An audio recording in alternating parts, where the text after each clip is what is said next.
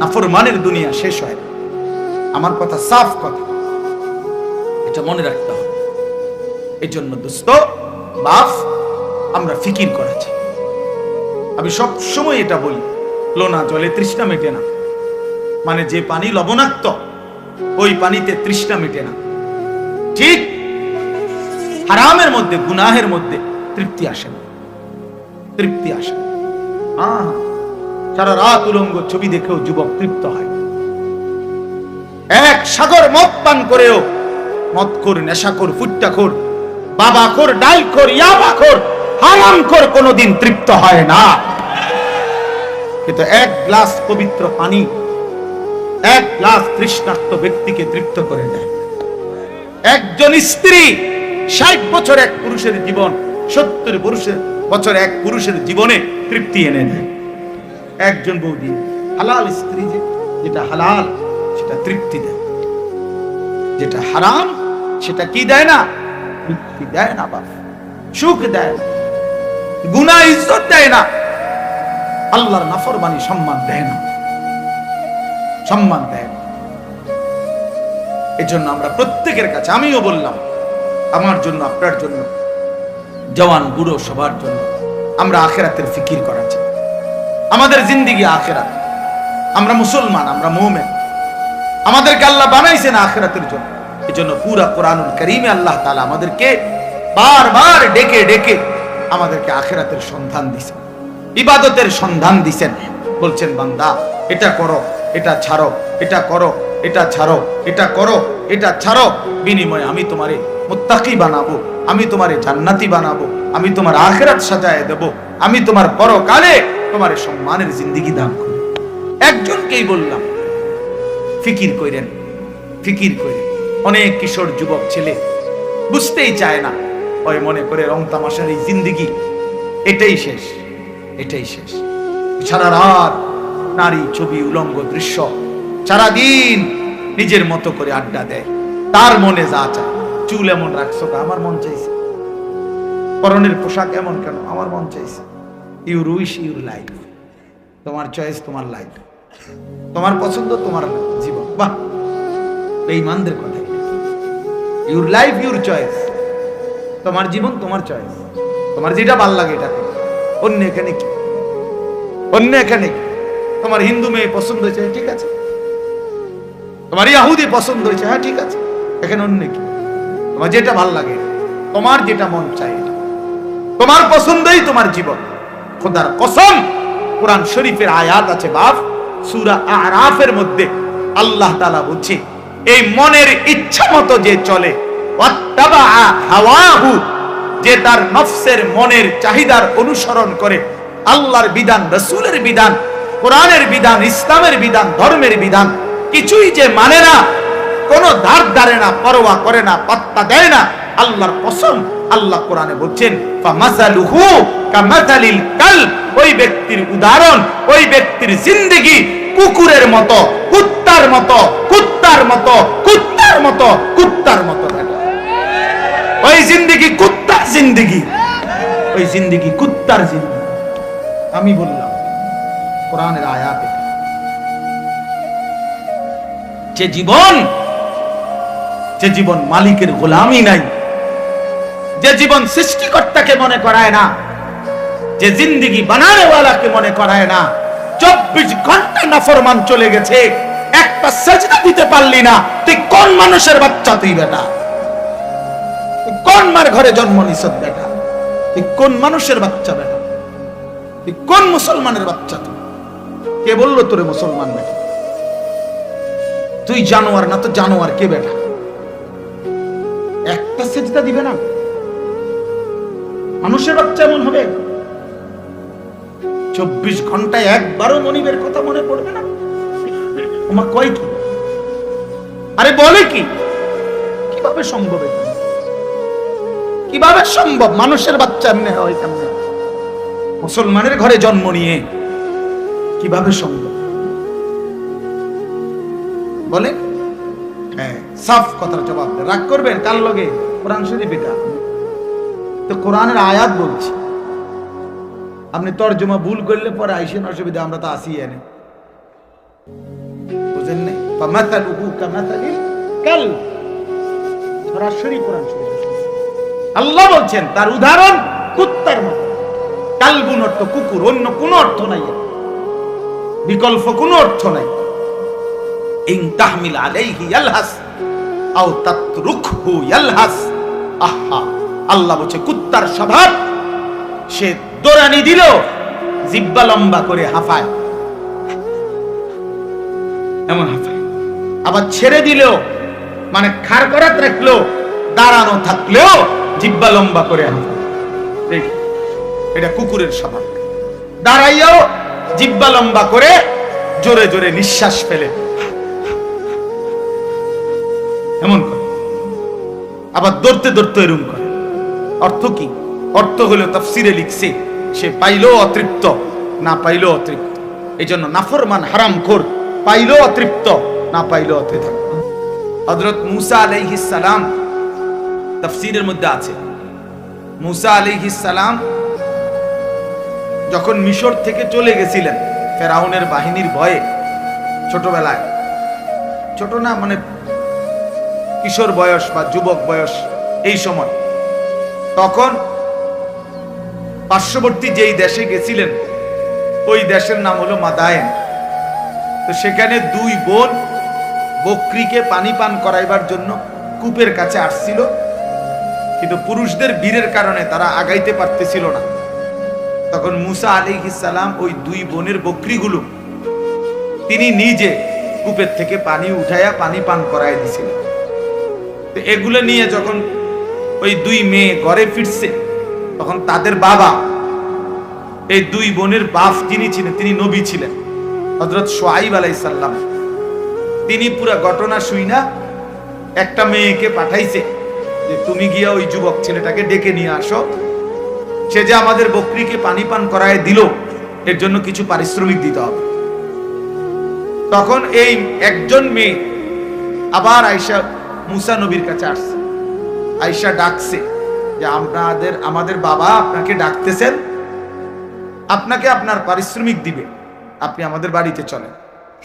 তখন তাফসীরে স্পষ্ট আছে, মূসা আলাইহিস সালাম ওই মেয়েকে বললেন যে বাড়িতে তো যাবে ঠিক আছে, কিন্তু মূলত যে রাস্তা দেখায় সে তো সামনেই থাকে, কিন্তু এখানে যেহেতু এটা মেয়ে, এই জন্য মূসা নবী স্পষ্ট বললেন তুমি পিছনে থাকো, আমি সামনে হাঁটবো, তবে পিছন থেকে তুমি ডান বাম বলবে। কথা বুঝছেন কিনা বল?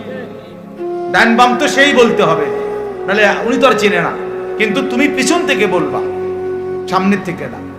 এই জন্য এটা জরুরি বিষয়।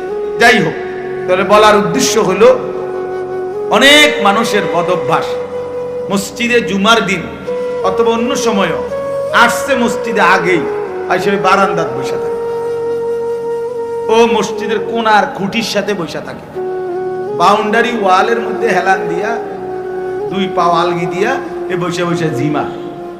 আশ্চর্য কথা, আপনি আসলেন আগে, তা পিছনে পড়ে রইলেন কেন? পিছনে পড়ে রইলেন কেন? এই জন্য সব সময় আল্লাহর ঘর মসজিদে যতটা সম্ভব প্রথম কাতারে, যতটা সম্ভব সামনে বসার চেষ্টা করবেন। বলেন ইনশাআল্লাহ। আল্লাহ তাআলা আমাদেরকে তৌফিক দান করেন। বলতেছিলাম আমি যে কথাটা, যে কম দেখা যাক এতে কোনো আপত্তি নেই। কেন বললাম? কোরআনুল কারীমের মধ্যে আছে, আল্লাহ তাআলা বলছেন কালিলাম মা তাশকুরুন। কোরআনে আল্লাহ বলেন আমার শুকর আদায় করে, কৃতজ্ঞতা আমি আল্লাহর আদায় করে এমন বান্দা কম। কালিল ওয়া কালিলুম মিন ইবাদিয়াশ শাকুর, আল্লাহ বলেন আমার কৃতজ্ঞ বান্দা পরিমাণে কম। কালিলাম মা তাদাক্কারুন, আমি আল্লাহর কথা থেকে উপদেশ গ্রহণ করে কম। কালিল, কম। কোরআন শরীফের বহু আয়াত আছে, আল্লাহ তাআলা বলেন ইন ইয়াকুম মিনকুম 20 সাবিরুনা ইয়াগলিবু মিআতাই, তোমরা যদি ঈমানদার আল্লাহর প্রতি পূর্ণ বিশ্বাসী হয়ে থাকো 20 জন, তাহলে তোমরা বিজয় লাভ করবে 200 জন নাফরমান বেঈমানের উপরে। তাইলে ঈমানদারের পরিমাণ হবে কত?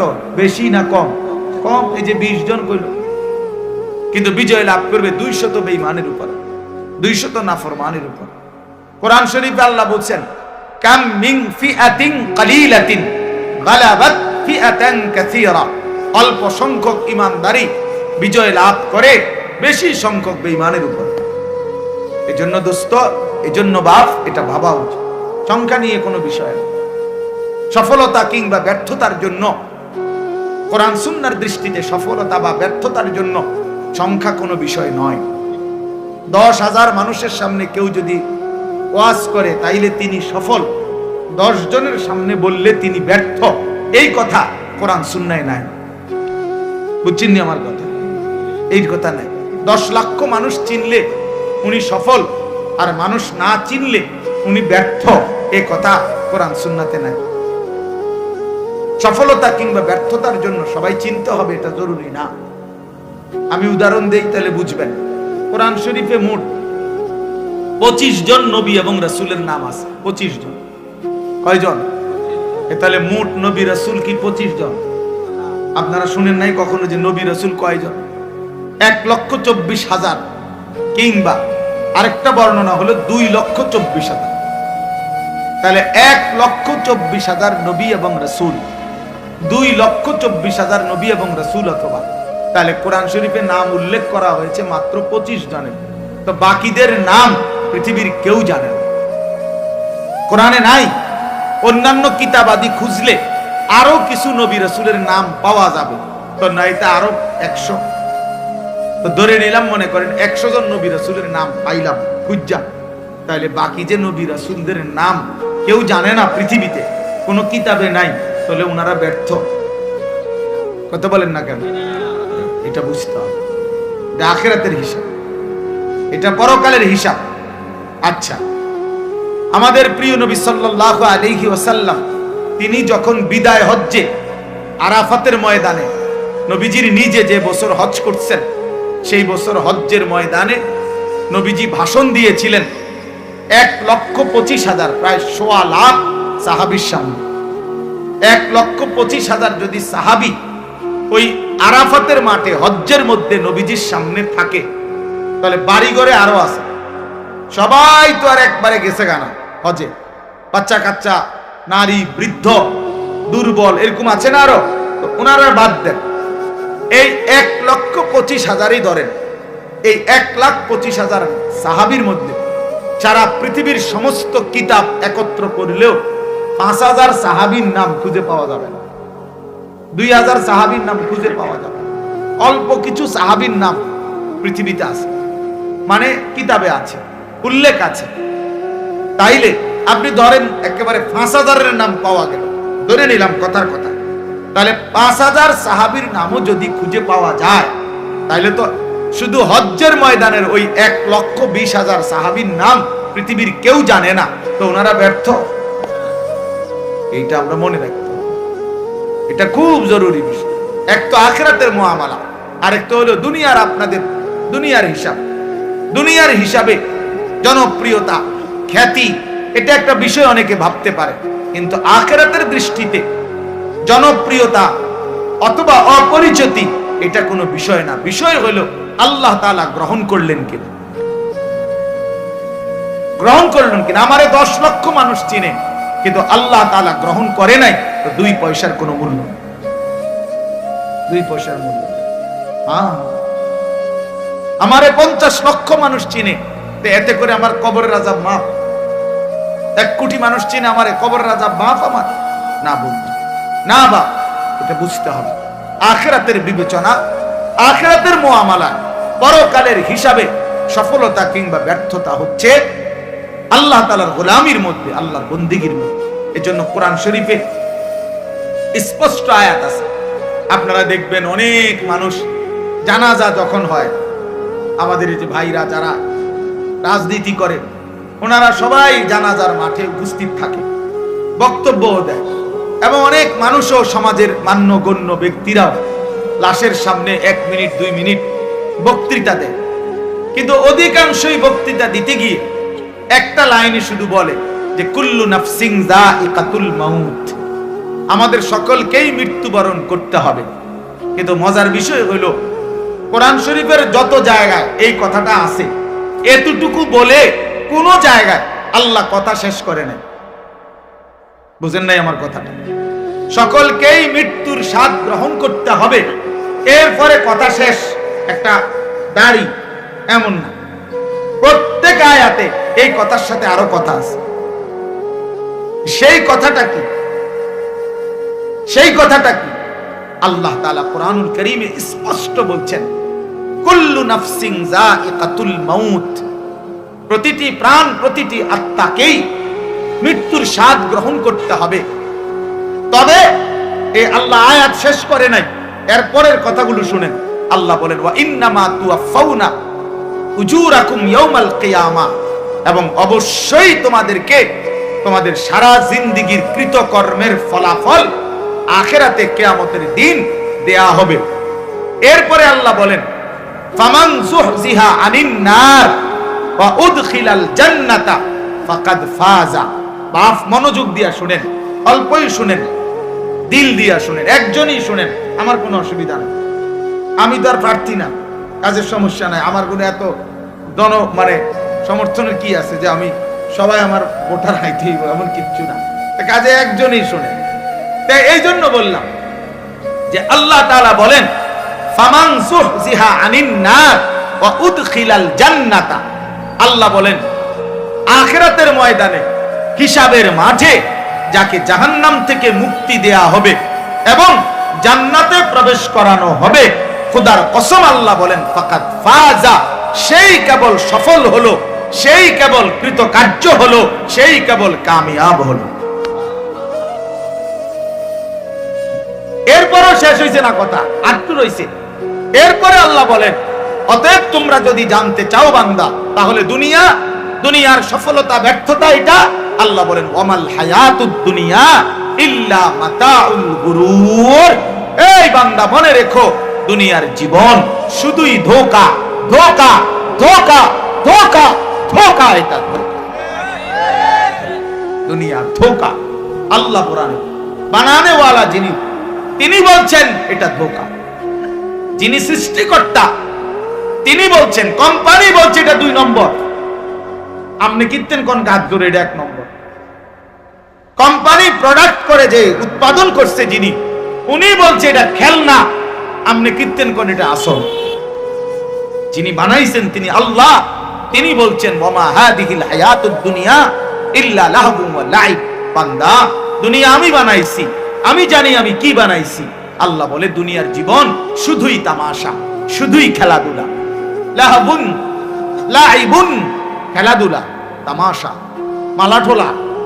মালাঠোলা ছোটবেলায় আমরাও মালাঠোলা খেলছি, ছোটবেলায় আমরাও মালাঠোলা খেলছি। ছোট ছোট বাক্সে আপনার রান্না বান্না করছি, আর ছোট ছোটরা একসাথে অনেক রান্না বান্না মালাঠোলা দিয়ে করছি।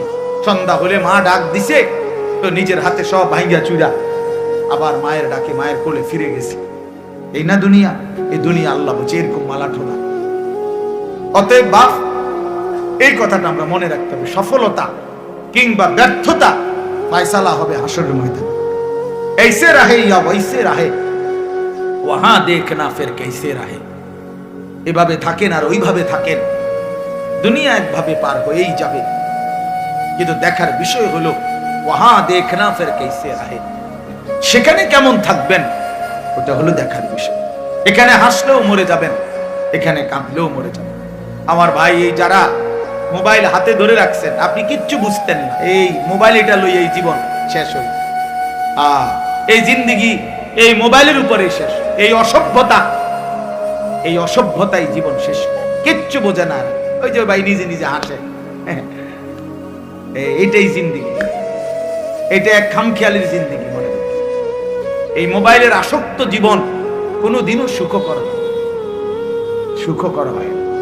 এই মানুষটার জীবনের কোনো এক পর্যায়ে কোনো সেন্স কাজ করে না।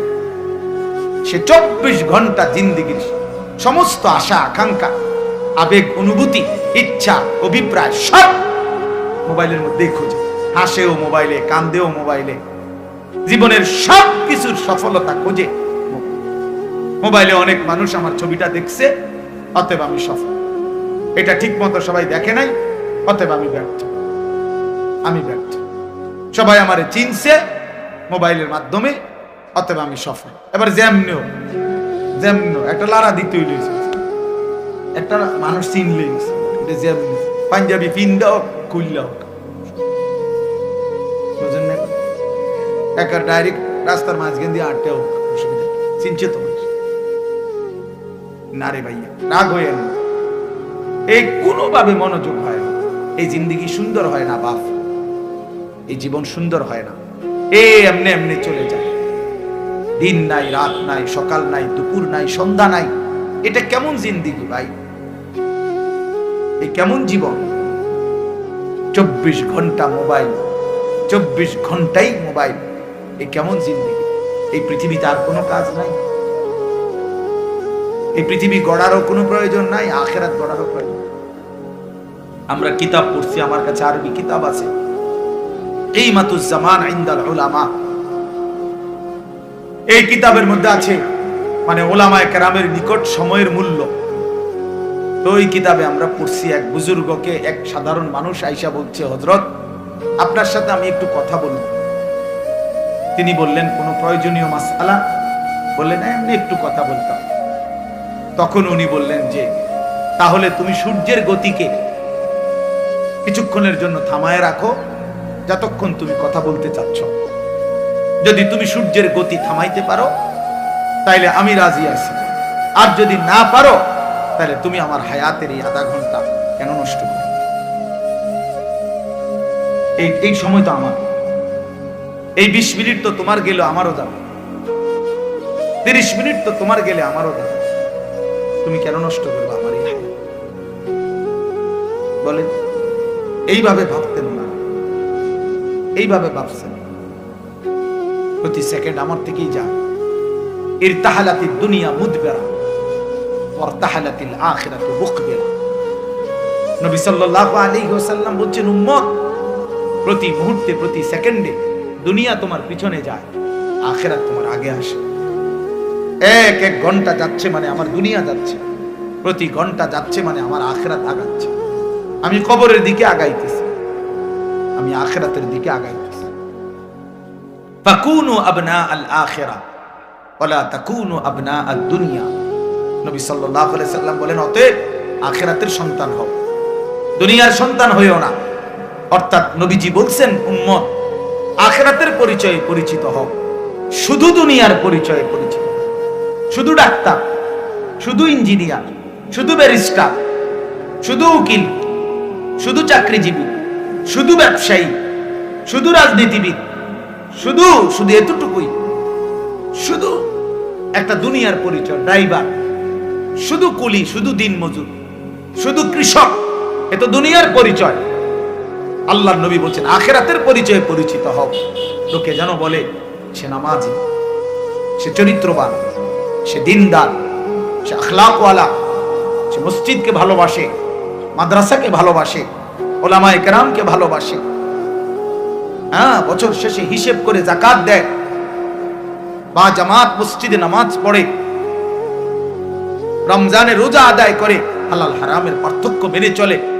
লোকে যেন বলে দিনদার, লোকে যেন বলে ফরহেজগার, লোকে যেন বলে আল্লাহওয়ালা।